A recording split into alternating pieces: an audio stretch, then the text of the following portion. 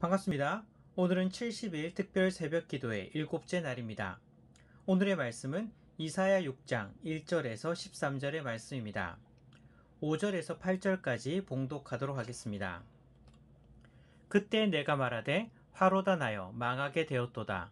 나는 입술이 부정한 사람이요 나는 입술이 부정한 백성 중에 거주하면서 만군의 여호와이신 왕을 배웠음이로다 하였더라. 그때 그 스랍 중에 하나가 부젓가락으로 제단에서 집은 바 핀 숯을 손에 가지고 내게로 날아와서 그것을 내 입술에 대며 이르되 보라 이것이 내 입에 닿았으니 내 악이 제하여졌고 내 죄가 사하여졌느니라 하더라. 내가 또 주의 목소리를 들으니 주께서 이르시되 내가 누구를 보내며 누가 우리를 위하여 갈고 하시니 그때 내가 이르되 내가 여기 있나이다 나를 보내소서 하였더니 아멘. 오늘의 본문은 이사야가 목격한 하늘 재판장의 모습과 이사야가 받은 사명입니다. 오늘 말씀을 나누기에 앞서서 먼저 유의해야 할 점은 오늘의 신비한 경험은 이사야 선지자의 개인적인 신비한 경험이라는 것입니다. 유다 백성들도 그리고 더 나아가서 우리들도 이 신비한 경험을 나도 하게 해달라고 기도하는 것이 아니라 선지자 이사야가 이 신비한 경험을 통해서 받은 그 메시지에 순종하게 해달라고 기도해야 합니다. 오늘 본문의 첫 번째 부분은 1절에서 4절까지의 말씀입니다. 먼저 1절을 보면 우시야 왕이 죽던 해라고 말씀하고 있습니다. 이사야는 우시야 왕이 죽던 해에 선지자로 세움을 받은 것은 아닙니다. 오히려 우시야 왕이 통치하던 시절에도 이미 이사야는 선지자로 활동을 하고 있었습니다. 하지만 본문에 우시야 왕이 죽던 해라고 명시한 이유는 이때가 매우 중요한 시기이기 때문입니다. 우시야는요 16세의 왕이 되었습니다. 그리고 52년이라는 긴 시간 동안 통치한 왕이었습니다. 우시야는 경건한 왕이었습니다. 하지만 말년에 교만하여져서 성전에 들어가 분향하려다가 나병에 걸리게 됩니다. 그래서 우시야는 별궁에서 지내게 되고 그의 아들인 요담이 왕이 되어서 유다를 다스리게 됩니다. 우시야와 요담은 모두 경건한 왕이었습니다. 그리고 이때가 남왕국 유다의 가장 최전성기였습니다. 하지만 그 다음 왕이었던 아하스 왕은요 대표적인 너무나 악한 왕이었습니다.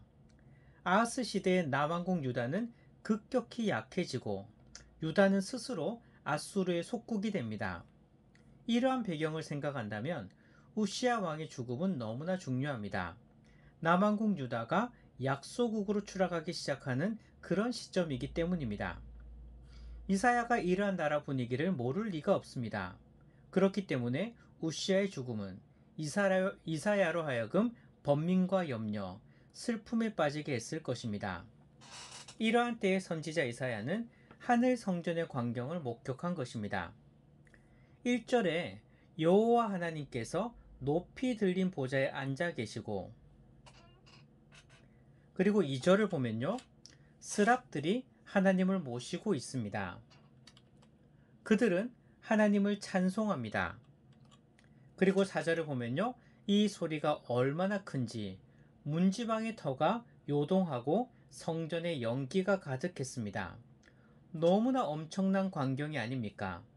이는 왕이신 하나님께서 얼마나 위대한 분이신지 그의 위엄과 영광을 보여주는 것입니다. 하늘의 왕, 하늘의 재판장이신 하나님께서는 이렇게 엄청난 분이십니다. 이 하늘의 광경의 의미는 무엇일까요? 땅의 왕이었던 우시야 왕이 죽었습니다. 하지만 걱정할 필요가 없습니다. 하늘의 왕 하나님께서 여전히 우리를 통치하고 계시기 때문입니다. 만군의 여호와 하나님께서 하늘 군대를 진두지휘하시며 우리를 다스리시는 것입니다. 우시야 왕의 죽음을 걱정할 필요가 없는 것입니다. 그러면 이사야의 반응은 어떠할까요? 오늘 본문의 두 번째 부분입니다. 5절에서 7절까지입니다. 이러한 놀라운 광경을 목격했는데 이사야는요 기뻐 뛰어야 하지 않을까요? 하지만 그 반대입니다. 오히려 이사야는 심히 두려워합니다. 5절을 봅시다. 화로다 나여 망하게 되었도다. 죄인인 내가 만군의 여호와이신 왕을 배웠도다 라고 고백합니다. 이사야 자신도 하나님 앞에서 죄인임을 깨달은 것입니다. 아람이나 아수르 군대를 두려워할 필요는 없지만 오히려 자신이 두려워해야 할 분은 바로 거룩하신 하나님, 만군의 여호와인 것입니다. 죄인은 그 누구도 그분 앞에 서지 못하는 것입니다. 우시아 왕의 죽음이 문제가 아닙니다. 다른 나라의 침공이 문제가 아닙니다. 이사야가 두려워해야 하는 분은 바로 하나님이십니다. 이것은 이사야뿐 아니라 유다 백성들 또한 깨달아야 하는 것입니다. 외세를 두려워하는 것이 아니라 지금 눈앞에 보이는 상황을 두려워하는 것이 아니라 죄를 심판하시는 하나님을 두려워해야 합니다. 간혹 한국교회에 대하여 비판하는 분들을 봅니다. 목사와 장로를 비판하고 교회가 문제가 많다고 비판합니다. 하지만 하나님께서는 다른 사람들을 비판하기 전에, 교회를 비판하기 전에 비판하는 자신을 보게 하십니다. 너는 그 사람들보다 나으냐? 라고 하나님께서 물어보시는 것입니다. 하나님 앞에 서 있는 내 모습 또한 얼마나 비참한 존재인지, 얼마나 비참한 죄인인지를 깨달아야 하는 것입니다. 6, 7절을 보시기 바랍니다. 스랍 중 하나가 제단의 숯을 가져와서 이사야의 입술에 댑니다. 그리고 죄가 용서받았음을 선포합니다. 자신이 죄인임을 깨닫고 고백하는 자에게 사죄의 은혜가 주어지는 것입니다. 우리에게는 제단의 숯보다 더욱 존귀한 예수님의 피가 우리를 정결케 하십니다. 자신의 죄를 깨닫고 고백하는 자들에게 예수님께서 자신이 흘리신 피로 깨끗게 하여 주시는 것입니다. 마지막 세 번째 부분입니다. 8절에서 13절을 보시기 바랍니다. 하나님께서는 이사야에게 사명을 주십니다. 8절을 보시기 바랍니다.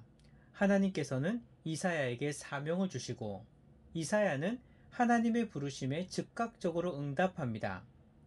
하늘 재판장에서 받은 이 놀라운 광경은 이사야 개인의 체험으로만 끝이 나는 것이 아니라 하나님의 백성들에게 하나님의 말씀을 선포할 선지자로서의 사명으로 이어지는 것입니다. 하지만 9절과 10절을 보면요, 그 길이 쉽지는 않습니다. 이사야가 전하는 말씀을 백성들은 들어도 깨닫지 못하고 보아도 알지 못할 것입니다. 이사야는 바로 이런 백성들에게 보냄을 받았습니다. 선지자는 칭송받는 곳이 아니라 고난받는 곳으로 보냄을 받습니다. 다시 한번 말씀드리겠습니다. 선지자는요, 칭송받는 곳이 아니라 고난받는 곳으로 보냄을 받습니다. 하지만 13절을 보시기 바랍니다. 그루터기가 남아 있습니다. 즉, 소수의 경건한 자들을 남겨두신 것입니다. 그들이 바로 그루터기입니다. 하나님은 심판 중에서도 참 교회와 경건한 자들을 남겨두셨습니다. 시대가 참 혼란합니다. 하지만 그것이 끝이 아닙니다. 하나님은 이 시대의 그루터기를 남겨두셨습니다. 내가 그 그루터기가 되기를, 우리 교회가 그 그루터기가 되기를 기도합시다.